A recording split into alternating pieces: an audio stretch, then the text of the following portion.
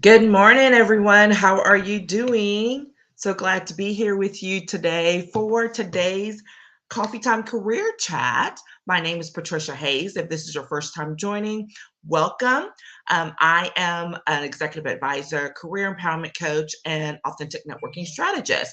And that means that I am here to help those of you who are looking to transition in your businesses, to transition in your careers and your professions, but you need some help because you have not been nurturing your relationships professionally well enough to make that transition successfully. And or maybe you've got a pretty good network, but you just haven't learned how to leverage it appropriately. So that's what I'm here to help you do, to make those transitions in your career and in your business, and to do it in a successful, authentic, purposeful way that's fully aligned with your values. There's nothing worse than trying to transition into a new space, a new position, whatever it may be, and then feeling like after you've gotten there that this is not it. This is completely misaligned for me. So I help you do that in an aligned fashion, and I'm super excited about it. I am grateful to be here today to continue with this series. We're talking about planting networking seeds, and this aligns with my most recent masterclass. So you're just going to get a taste of it here.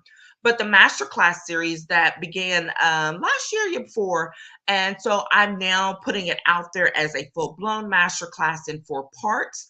The first part has already been done. We're coming up on part 2, which aligns with this session today, where we're going to be talking about professional development programs and business retreats and how you can utilize them to maximize your professional networking opportunities. So you're going to get a little taste of that here. And if you want more, please, please, please make sure to check in with the links in my bio, or we'll put it below here in the comments to so you can get registered for the full-blown masterclass series. And I'm super excited about being able to get that done and making that available as an ongoing product so that you can check in with that whenever you need to. Okay. So here's the thing.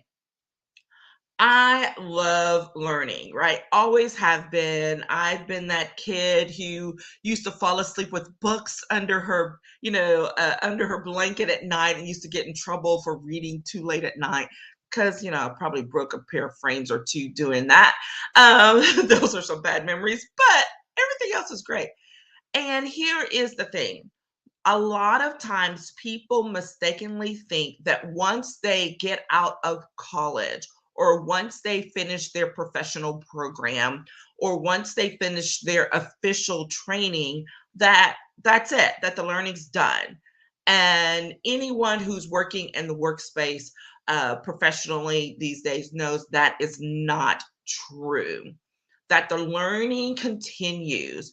For professionals, there's ongoing, continuing education. So, myself as a lawyer, I have to complete 15 hours of continuing legal education per year. I know that there's the same thing for other professions, engineers, accountants, whatever. On the business side and other areas, if you want to stay on top of where you are and what you're doing, you have to continue to engage in professional learning. And it applies across the board in whatever industry you are in. You can stop, but you will also be stalemating yourself, which none of us wants to do, right? So we do those things, particularly in alignment with whatever, our current employer wants to say, this is what we need you to attend. But what I want you to push back a little bit on is, what is it that you need to do for you professionally that again also will provide some benefit to your employer, especially if they may get, if you can get them to pay for it. But even if not, what are those things that you need to do for yourself to further your learning? And I want you to always be thinking about that because that is absolutely important. Sometimes you may get down the road and may decide, I need to go back to school. I mean, I know that there's some work that I want to do in getting updated and upgraded regarding coaching and some other leadership training. And, the thought of going back to school just makes my head swim. And I'm just like, yeah, I don't think so. However, I'm not going to ever say absolutely not. I'm going to think through it. I'm going to weigh my options, figure out what works best for me at this point in time in order to accomplish my long-term goals, because that's ultimately the thing. What do you need to do in order to be in alignment with where you are headed professionally? Now, that said, there's a whole slew of professional development programs that are out there. I've been through a number of them here in Texas, some of them better than others, all of them very valuable when it comes to building professional relationships. And I'll talk a little more in detail about that. The other piece of that I wanted to make sure you don't ignore is your business retreats. Those things that are happening because the bosses say, hey, we're taking everybody, away for this long weekend. We're going to do a retreat. It could even be a 1-day retreat, whatever. It's not about the length of time. It's about being set apart, about time being set apart and being able to engage with people at a different level. This is huge, huge, huge. Okay. Because here are the things that both business retreats and professional development programs have in common. They are selective in attendance. Okay. And that means not everybody is going to be available to it. Not everyone can decide that they want to go.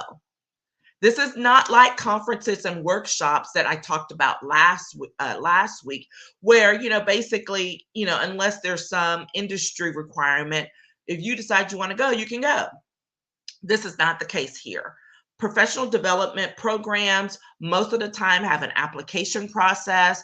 They're very competitive, and I know this. I have been a part of, I want to say 5 in my career thus far. That give or take 1 or 2.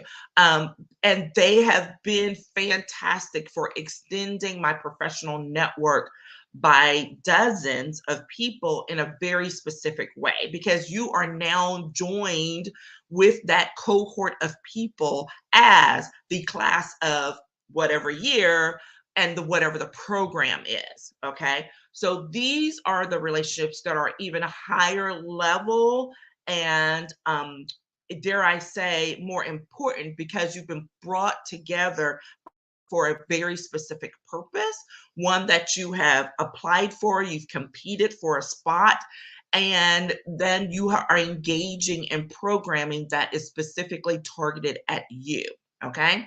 The business retreats, same thing, except there may not be an application process, but you work for a company, you work in an industry, and the only people who can come to that retreat are the people who get named that business, who say, we need you to come attend this event. We need you to come attend this retreat. And in those retreats, you're going to be doing some high level strategy, perhaps some working through some business development, working through some visioning, all of these things that not the average person has access to. And these are the opportunities that you absolutely must make sure that you massage, that you pay attention to, because these are the ones that you can have relationships with for decades to come. All right. And they're super, super important. There are so many connections, opportunities that have come my way, and those of the way of those that I know, because of being exposed through these development programs, through these specialized business retreats and meetings. Now, somebody may say, again, well, we've kind of had a little thing we've been dealing with the last couple of years. How is that possible? I want you to know that I have seen several of the professional development programs that I previously been a part of pivot wonderfully during this time. They went completely virtual. Yes, some of the programming shifted, but then they stayed true to their baseline goals and their purpose. And it was beautiful to watch and to observe. Same thing when it comes to business retreats. You might think, well, that's harder. People can't do that. I have been a part of a couple of them, and they were fantastic. And one of them I'm thinking of was a retreat that was a 2-day retreat that was held online with female entrepreneurs, hosted by my former coach. And when I tell you, it was one of the most powerful experiences, not just of the last 2 or 3 years, but in my professional career, it is ranked highly up there with one of my leadership development programs. So that is how effective they can be. And I know that I can say that the women and the entrepreneurs that I participated in that retreat with, like, we are connected outside of that program now.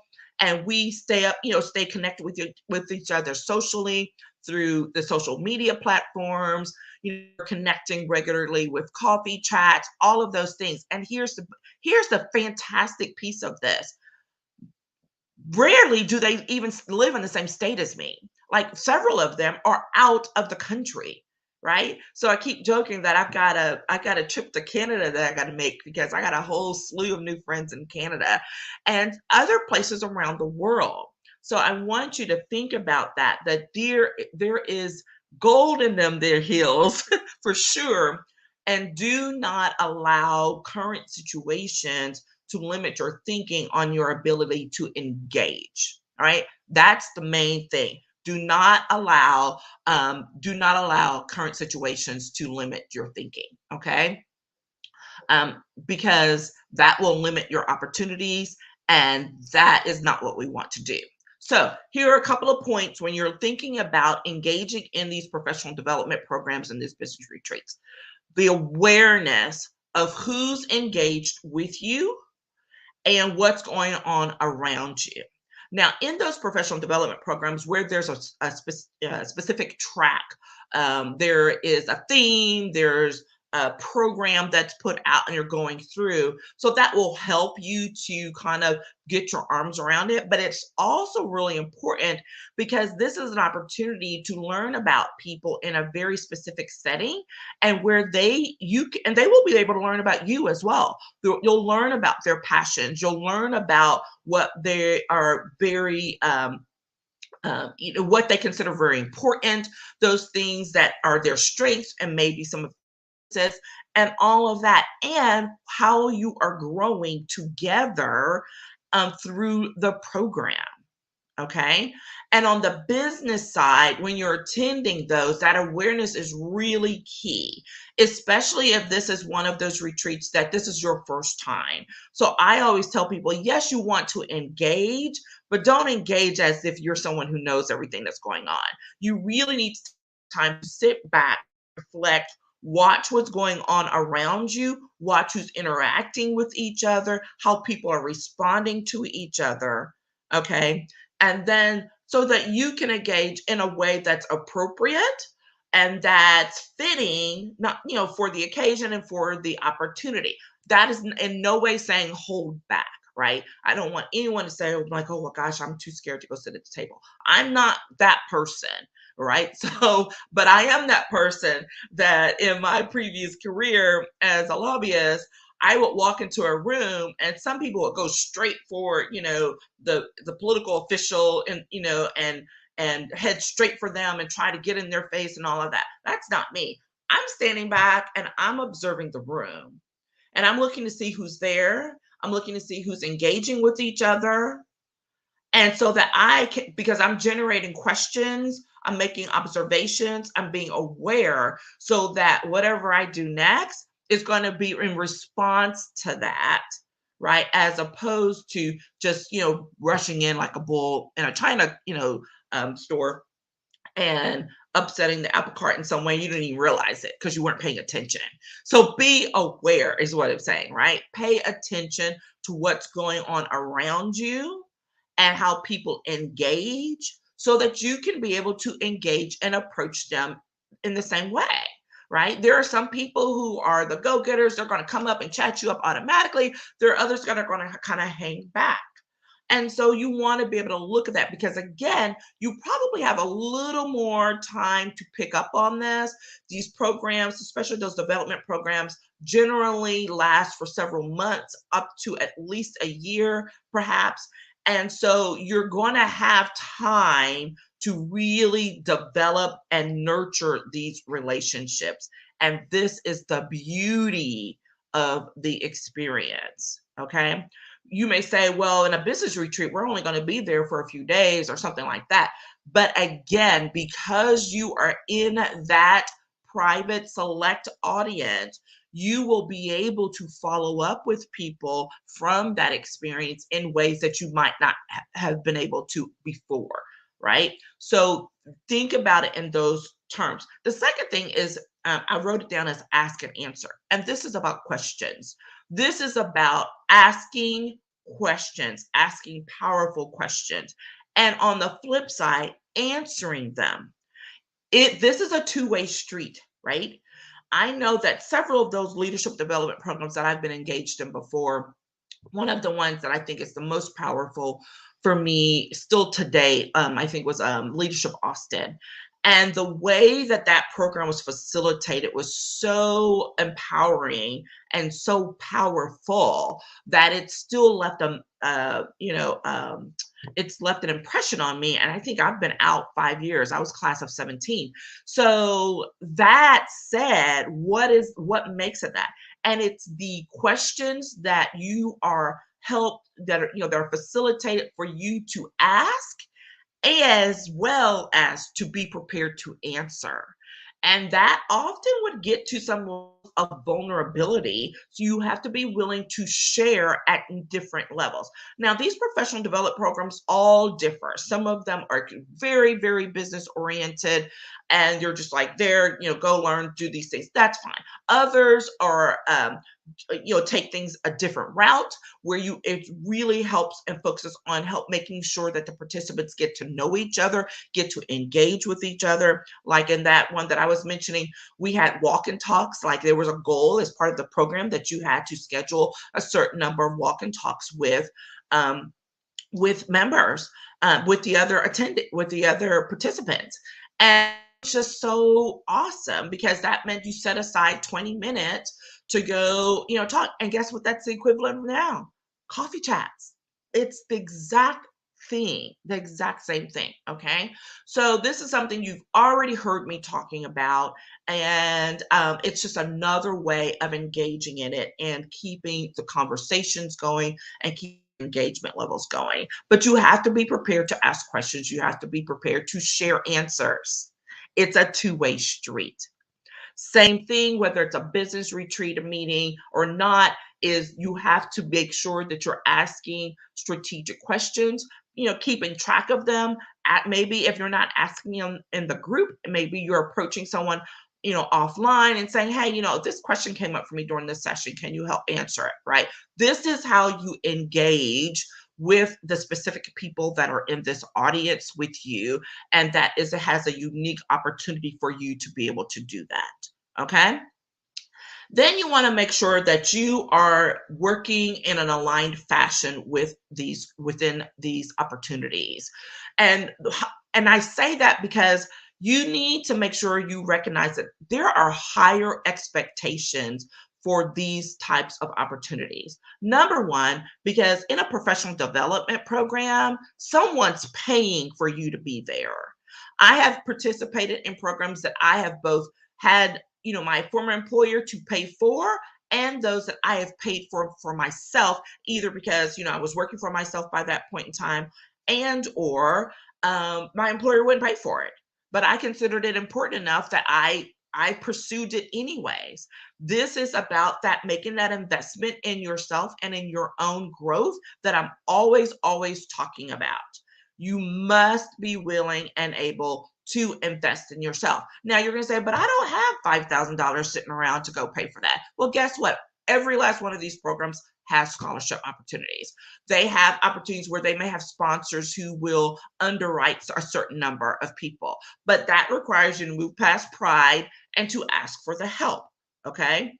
And so, and then, or, paying, making it on a payment plan, whatever it is, it's about investing in yourself and deciding that the opportunity, the experience is worth the investment. So make the sacrifice, figure out a way, and make it happen. On the business retreat sides, consider it the same thing, only it's one that your employer has absolutely paid for. Your employer is not paying for you to go on this retreat, just so you can go get some great, massages at the spa that happens to be there. They are there for you to engage with these other people from a very select circle for a reason. Align yourself with that, figure out what those things are, and then start making the connections. Start identifying those people that you want to make sure that you follow up with, and to do it on a regular basis. It doesn't have to be like, oh my gosh, I'm just going to talk to everybody in the first 3 months and then you do nothing. That's not how you nurture the relationship. Again, these are the opportunities to have relationships that will last for years to come. So build it in, take that time. I know when each one of my leadership development programs that I participated in, some of them even more hardcore than others, but I always made sure that you have the most updated directory, and that I would send cards or connect with as many people as possible during the course of the program. So that was always a goal. And then also to make sure to follow up afterwards. Okay. It can be a lot. One of my last programs, that Leadership Austin program, there were 60 people in that program. So that's a lot of people to follow up on. But I made a goal of it, right? I'd write 5 to 10 notes a month to each of them. I then afterwards, I literally had the directory, and I would check off who I'd spoken with, who I'd reached out to over the course of the follow-up year. Okay. This pays off. Some people are like, what does it matter? This is not going to matter. It does matter. There are people that I walked into that particular leadership development program not knowing.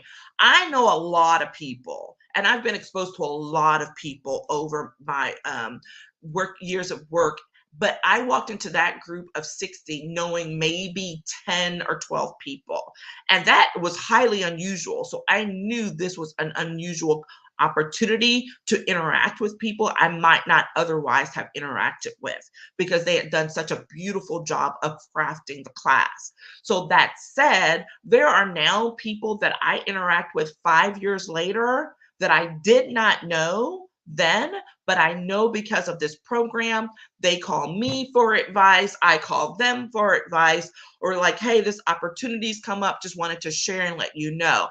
Just from that group of people.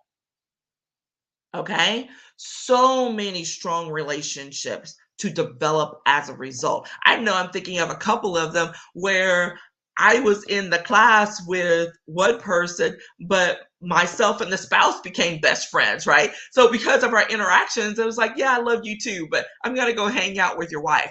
And so, those are the things that can happen. And those are the relationships that can develop.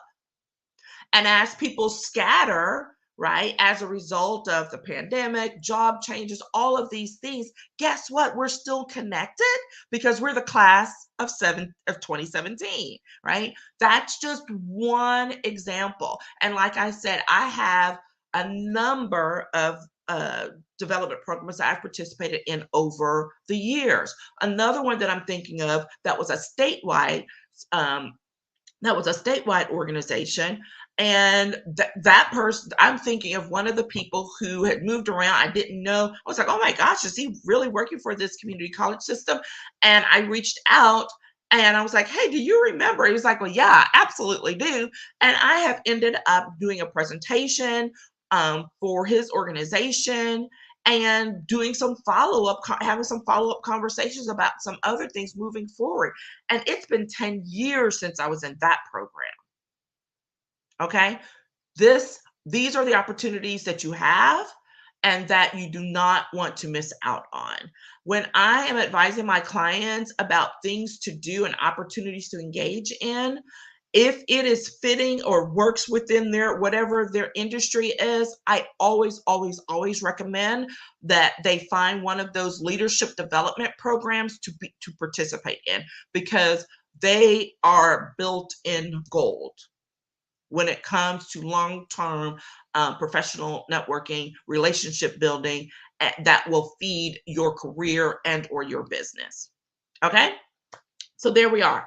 A lot of goodness, probably shared a little bit more into it, but if you want more and you want the details on it, then I encourage you to join me for the next Maximizing your networking, your professional networking opportunities masterclass part 2, which will be focused on these professional development programs and business retreats and specific strategies for that I've only hinted at here, but some specific strategies for maximizing those opportunities, for how to identify the right opportunities that fit for you, and then building from there. So happy to continue that conversation. Or if you're like, I need some more one-on-one, or maybe a little more directed, maybe a small group, whatever, give me a call. Let's get you on the calendar, have a chat, talk about what your needs are, and see what we can do to get you transitioned to where you need to be moving forward. All right. Thank you so much. It's been fantastic seeing you again, and I look forward to following up with you later in the week. Take care, everyone. Bye-bye.